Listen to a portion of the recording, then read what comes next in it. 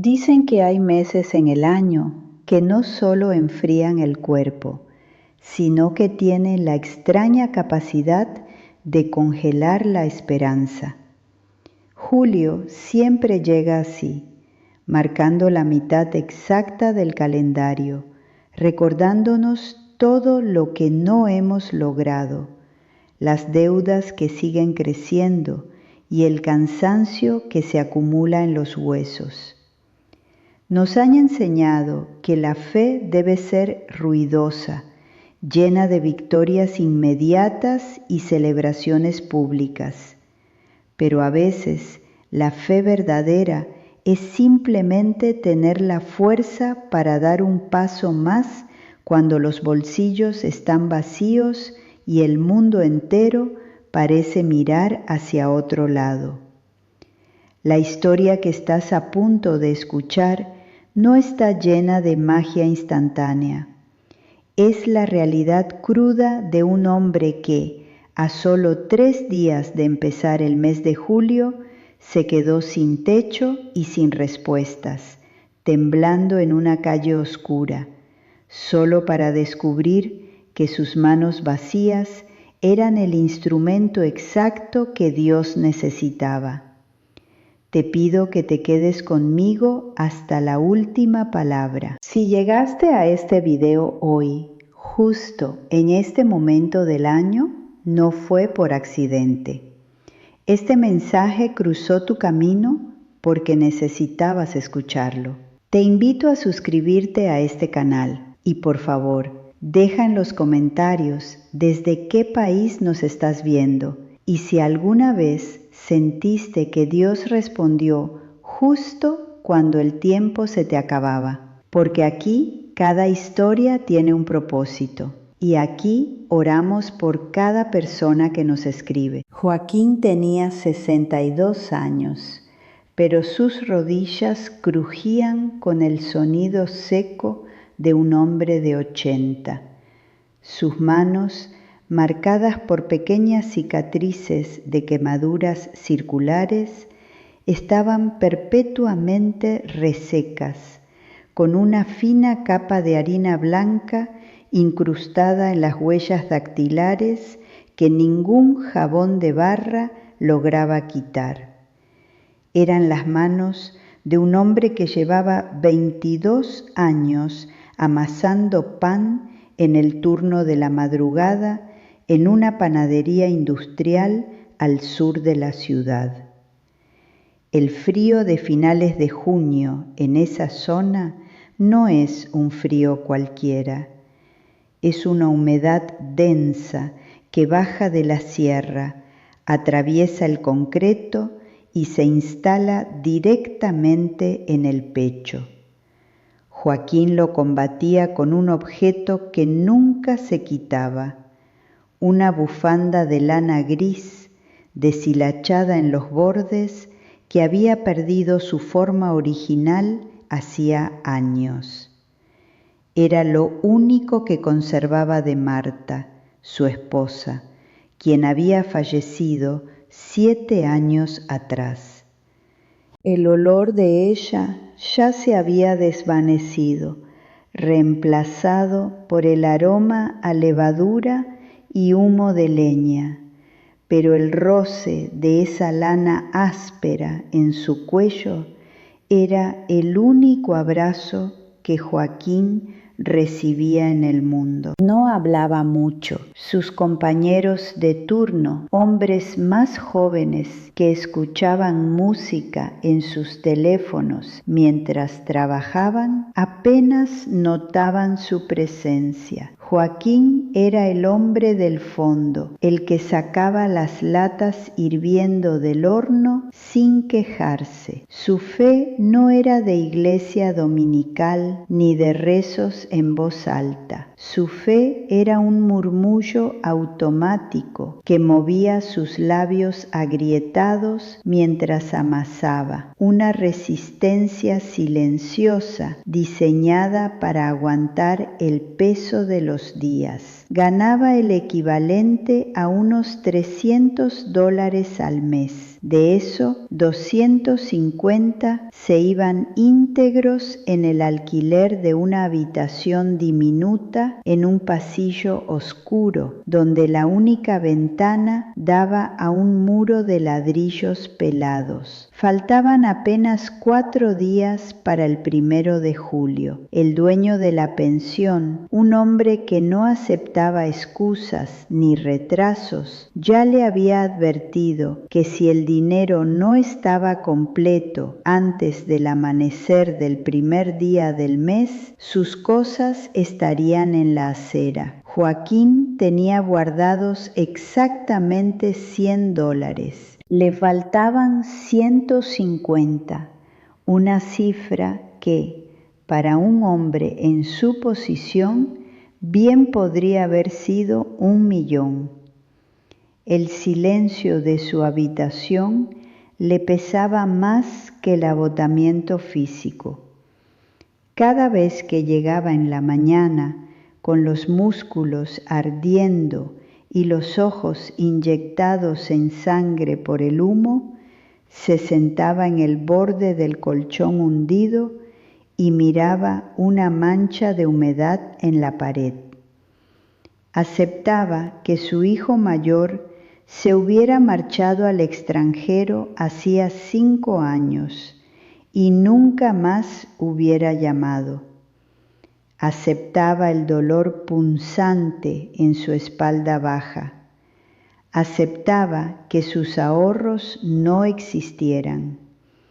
Todo lo toleraba como una resignación de piedra, siempre y cuando pudiera mantener esa habitación. El terror de terminar durmiendo en las calles de invierno lo paralizaba. Cuando el pánico comenzaba a cerrarle la garganta, Joaquín tomaba el extremo de la bufanda gris, apretaba la lana entre sus dedos callosos y respiraba profundo. Nadie sabía lo que pasaba por su mente.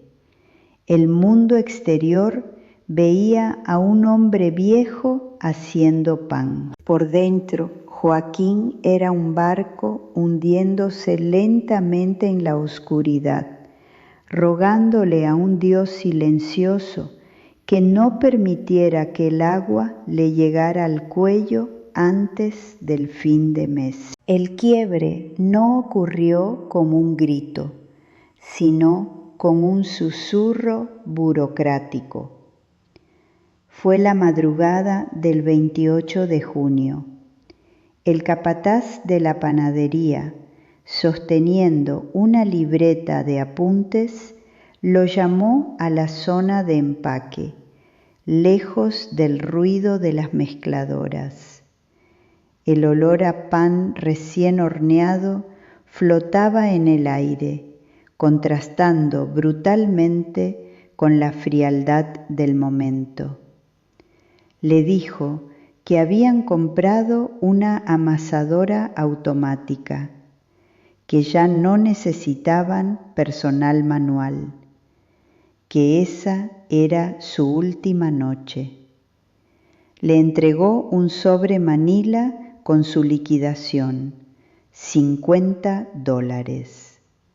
Sumados a los 100 que tenía escondidos bajo su colchón, le daba exactamente la cifra de $150. Seguía faltando el resto del dinero para la renta. El capataz no le sostuvo la mirada, simplemente se dio la vuelta y volvió a la oficina. Joaquín sintió que el suelo de concreto se inclinaba. No protestó.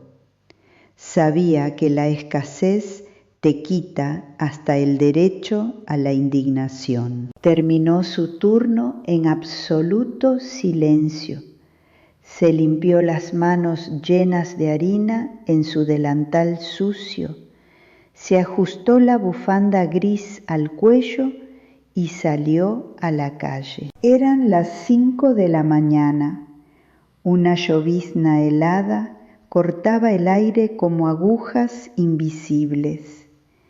Caminó por las aceras vacías, calculando mentalmente cuántos días de comida le quedaban si decidía no pagar la renta y simplemente esperar el desalojo en silencio. El dolor en el pecho era físico, una presión que no lo dejaba respirar. Y es que quizás tú, que me estás escuchando en este preciso instante, conoces perfectamente esa presión, ese terror puro que se instala en el estómago cuando miras el calendario y sabes que los números no cuadran. Cuando has trabajado hasta que el cuerpo no da más, cuando has intentado hacer todo bien y de todas formas la vida te acorrala contra la pared, dejándote sin salidas. Cuando sientes que el mes de julio se acerca como una condena y te preguntas en la soledad de tu cuarto si Dios te ha borrado de su memoria. No estás solo en ese rincón oscuro. Si hoy sientes que las fuerzas no te alcanzan para cruzar a un nuevo mes, que el cansancio te ha vencido y que no tienes a nadie que escuche tu angustia, esta comunidad está aquí para ti. Suscríbete ahora mismo a este canal. Deja en los comentarios tu nombre y escribe esa carga que te roba el sueño. Porque no importa qué tan pesada sea esa deuda o ese dolor, vamos a leerte y a orar por ti esta noche. Porque es en el punto exacto donde nuestras fuerzas se terminan, donde el trabajo silencioso de Dios comienza. Joaquín continuó caminando. Al llegar a la esquina de una farmacia que permanecía cerrada, un bulto en el suelo llamó su atención. No era basura. Bajo el toldo empapado del local, acurrucado sobre unos cartones mojados, había un muchacho. No tendría más de 18 años. Estaba temblando con una violencia que hacía que sus dientes chocaran. A su lado había una mochila deshilachada y el muchacho respiraba con un silbido rasposo, profundo y agudo. Joaquín se detuvo en seco. Ese silbido en los pulmones era el sonido inconfundible de una infección respiratoria avanzando rápido. El rostro del muchacho, demacrado y asustado, le trajo el recuerdo instantáneo de su propio hijo la última vez que lo vio en la estación de autobuses hace años. El sentido común le gritaba a Joaquín que siguiera caminando. Él estaba a unas horas de ser arrojado a la misma calle. Él era un desempleado al borde de la indigencia absoluta. En su bolsillo derecho llevaba los $50 de su liquidación. En su cuarto, los otros 100. No tenía margen para ser el salvador de nadie, pero al mirar los ojos aterrorizados del muchacho, algo se rompió dentro del viejo panadero. El joven tosió contra el asfalto. Joaquín no lo pensó. Metió la mano en su bolsillo, sacó el sobre manila, lo abrió y extrajo los billetes. $50, el pasaje de autobús de vuelta a casa o el precio exacto de un antibiótico de urgencia y una cama bajo techo por una noche. Joaquín se agachó. El muchacho retrocedió por instinto, asustado, pero Joaquín le tomó las manos heladas y le puso el dinero en las palmas. Luego, sin decir una sola palabra, se desenredó la bufanda gris del cuello, su única fuente de calor en el mundo, y se la envolvió firmemente alrededor del cuello al joven.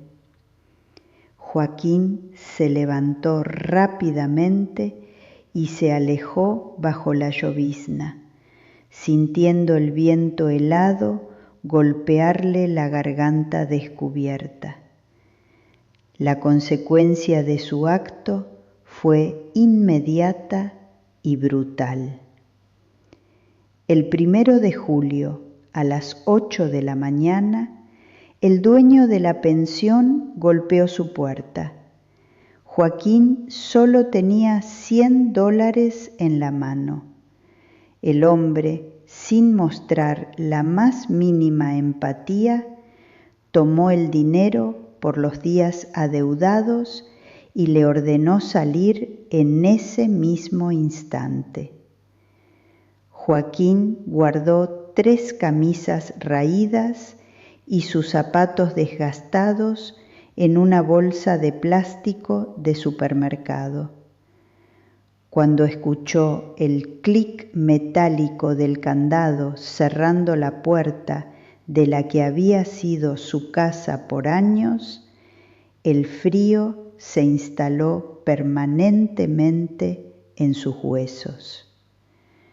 No tenía a dónde ir, no tenía su trabajo, no tenía su cuarto y ahora tampoco tenía la bufanda que le daba la ilusión de un refugio. Esa primera noche de julio durmió en un callejón detrás del mercado central, rodeado de cajas de madera podridas y un penetrante olor a humedad estancada. Usó cartones para aislar su cuerpo del asfalto congelado, pero el frío le calaba la nuca desprotegida.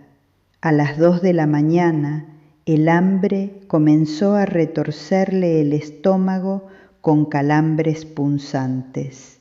Un par de perros callejeros olfatearon su bolsa de plástico y se alejaron. Tirado en el suelo, abrazándose las rodillas, Joaquín sintió que la fe, esa resistencia silenciosa que lo había mantenido en pie por años, finalmente se resquebrajaba por completo.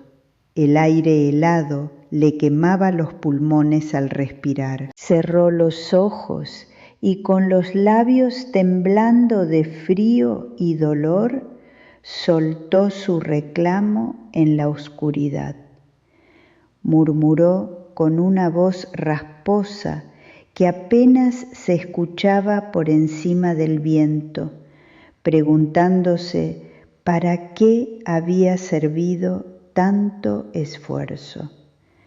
Reclamó por qué se había quedado solo. Reclamó por qué había trabajado cada madrugada hasta quemarse las manos, solo para terminar arrojado como basura en la calle. Lloró sin lágrimas, porque su cuerpo deshidratado y congelado ya no tenía nada más que dar. Era un gemido seco, gutural, el sonido de un hombre al que la vida le había quebrado la columna vertebral del espíritu. Esa noche, Joaquín se entregó al frío del asfalto, cerrando los ojos con la esperanza genuina de no volver a abrirlos a la mañana siguiente. El mundo le había demostrado con una claridad brutal que para los invisibles no hay recompensas. Sobrevivió la madrugada, pero despertó con una fiebre feroz. Era la mañana del 3 de julio. El cielo era una plancha de acero gris. Mareado, arrastrando los pies y tosiendo secamente, Joaquín caminó por inercia hacia la zona de los talleres mecánicos de transporte pesado.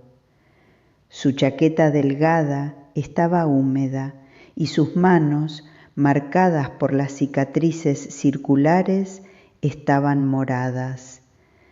Al mediodía, el agotamiento físico total lo venció y se dejó caer en la acera, apoyando la espalda contra la gran reja metálica de un taller cerrado.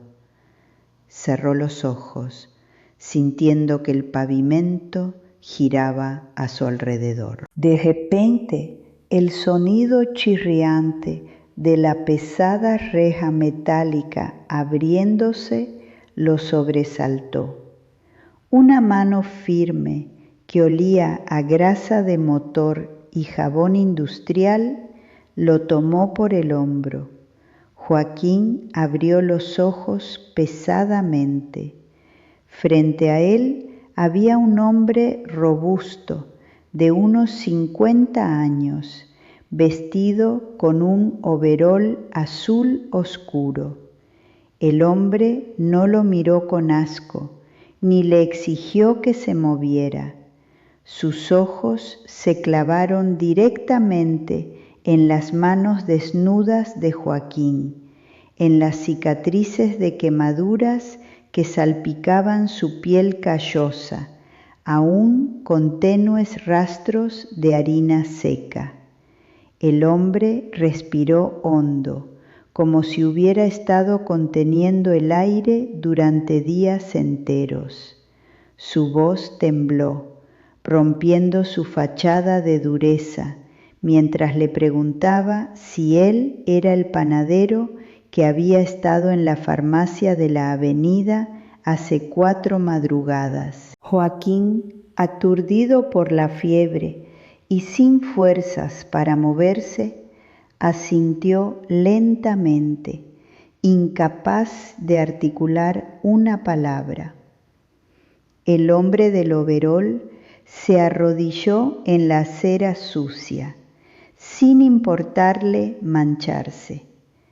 Sus ojos se llenaron de lágrimas al explicarle que el muchacho de la farmacia era su hijo menor. Le contó, con la voz apretada por la emoción, que habían tenido una discusión terrible, que el joven se había escapado de casa y que la calle se lo estaba tragando vivo. Esa madrugada, la infección en sus pulmones casi lo mata. Si ese muchacho no hubiera comprado medicina de urgencia y pagado el transporte de vuelta a su casa con los $50 que Joaquín le puso en las manos, los médicos le aseguraron que no habría sobrevivido la noche. El hombre tomó las manos heladas de Joaquín entre las suyas. Le dijo que su hijo le había hablado de un hombre con las manos blancas por la harina, que le había dado todo su dinero y le había envuelto una bufanda gris deshilachada en el cuello. Le confesó que llevaba 3 días recorriendo la ciudad entera en su camioneta, buscándolo sin descanso. El hombre tragó saliva, pasándose la manga por el rostro, y le confirmó que su hijo estaba a salvo y recuperándose.